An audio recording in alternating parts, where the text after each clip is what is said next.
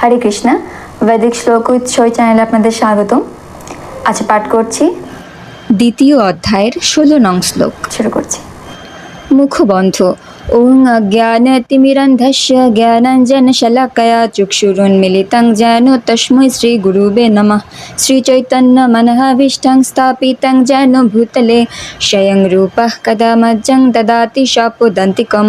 বন্দেহং শ্রীগুরশ্রীযুতপদকমलं শ্রীগুরन् বৈষ্ণবাंश्च শ্রীরূপং সাগ্রজাतं সহগণ রঘুনাথান্বিतं तं সজীবं সাদ্বৈतं সাবধূतं পরিজনসহিतं কৃষ্ণচৈতন্যদেবং শ্রীরাধাকৃষ্ণপাদান সহগণ ললিতা শ্রীবিশাখান্বিতাংশ্চ। হে কৃষ্ণ করুণা সিন্ধু দীনবন্ধু জগৎপতে গোপেশ গোপিকাকান্ত রাধাকান্ত নমস্তুতে। তপ্ত কাঞ্চন গৌরাঙ্গী রাধে বৃন্দাবনেশ্বরী বৃষভানুসুতে দেবী প্রণমামি হরিপ্রিয়ে। বাঞ্ছাকল্পতরুভ্যশ্চ কৃপা সিন্ধুভ্য এব চ পতিতানাং পাবনেভ্যো বৈষ্ণবেভ্যো নমো নমঃ। জয় শ্রীকৃষ্ণ চৈতন্য প্রভু নিত্যানন্দ শ্রী অদ্বৈত গদাধর শ্রীবাসাদি গৌর ভক্তবৃন্দ। হরে কৃষ্ণ কৃষ্ণ কৃষ্ণ হরে হরে, হরে রাম রাম রাম হরে হরে। দ্বিতীয় অধ্যায় সাংখ্যযোগ, শ্লোক নং 16। না শত বিদ্যতে ভাবো না ভাবো বিদ্যতে শতঃ উভয়োরপি দৃষ্ট হন্তস্তনায়স্তত্তদর্শিভিঃ। শব্দের অর্থ: না অসত অনিত্য বস্তুর, বিদ্যতে হয় ভাব স্থায়িত্ব, না অভাব বিনাশ, বিদ্যতে হয় শত নিত্য বস্তুর, উভয়ের অপি যথার্থই দৃষ্ট দর্শন করে, অন্ত সিদ্ধান্ত তু কিন্তু, অনয় তাদের, তত্ত্ব সত্য, দর্শিভি দ্রষ্টাদের দ্বারা।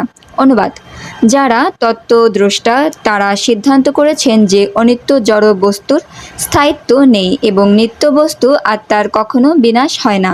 তারা উভয় প্রকৃতির যথার্থ স্বরূপ উপলব্ধি করে এই সিদ্ধান্তে উপনীত হয়েছেন। তাৎপর্য: প্রতি মুহূর্তে এই জড়দেহের পরিবর্তন হচ্ছে, এই দেহের কোনো স্থায়িত্ব নেই।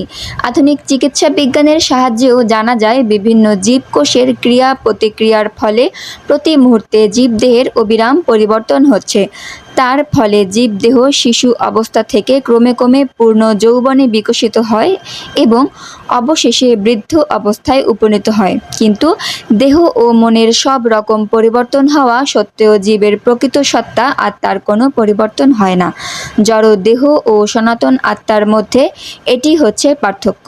দেহের প্রকৃতি হচ্ছে চির পরিবর্তনশীল আর আত্মা হচ্ছে চির শাশ্বত সনাতন। এই সিদ্ধান্ত নির্বিশেষবাদী ও সবিশেষবাদী উভয় শ্রেণীর তত্ত্বদ্রষ্টারা স্বীকার করেছেন। বিষ্ণু পুরাণে 2:12-38 নং শ্লোকে বলা হয়েছে, শ্রী বিষ্ণু ও তার ধাম সকল স্বতঃস্ফূর্ত চিন্ময় জ্যোতির দ্বারা উদ্ভাসিত। জ্যোতিংসি বিষ্ণুর ভুবনানি বিষ্ণু। তত্ত্বদর্শী মহাজনেরা যথাক্রমে সৎ অসৎ নিত্য ও অনিত্য বলতে চেতন ও জড় বস্তুকেই উল্লেখ করেন। মায়ার দ্বারা মোহাচ্ছন্ন বদ্ধ জীবের প্রতি ভগবান শ্রীকৃষ্ণের এটি হচ্ছে সর্বপ্রথম উপদেশ। জীব হচ্ছে ভগবানের অবিচ্ছেদ্য অংশ, তাই সে ভগবানের নিত্যদাস। এই জ্ঞান উপলব্ধি করা হলেই অজ্ঞানতার আবরণ উন্মোচিত হয় এবং সে তখন ভগবানের সঙ্গে উপাস্য আর উপাসকের সম্পর্কের পুনঃপ্রতিষ্ঠা করে। পূর্ণের সঙ্গে অংশের যে সম্পর্ক, ভগবানের সঙ্গে জীবের সেই সম্পর্ক। ভগবান হচ্ছেন পূর্ণ আর জীব তার অংশ। বেদান্ত সূত্র ও শ্রীমদ্ ভাগবতে বলা হয়েছে, ভগবান হচ্ছেন সব কিছুর উৎস। সব কিছুই উদ্ভূত হয়েছে ভগবানের থেকে। ভগবানের থেকে উদ্ভূত এই প্রকৃতিতে পরা ও অপরা এই দুটি স্তর আছে। জীব ভগবানের পরা প্রকৃতির অন্তর্গত। সপ্তম অধ্যায়ে এই সম্বন্ধে বিশদভাবে আলোচনা করা হয়েছে। শক্তি ও শক্তিমানের মধ্যে যদিও কোনো ভেদ নেই, তবুও শক্তিমান হচ্ছেন শক্তির নিয়ন্তা। পরমেশ্বর ভগবান হচ্ছেন শক্তিমান এবং শক্তি বা প্রকৃতি সর্ব অবস্থাতেই তার নিয়ন্ত্রণাধীন। তাই প্রভু ও ভৃত্য অথবা গুরু ও শিষ্যের সম্পর্কের মতো জীবসমূহ পরমেশ্বর ভগবানের অধীন। মায়ার অন্ধকারে যখন জীব আচ্ছন্ন থাকে তখন সে ভগবত তত্ত্ব উপলব্ধি করতে পারে না।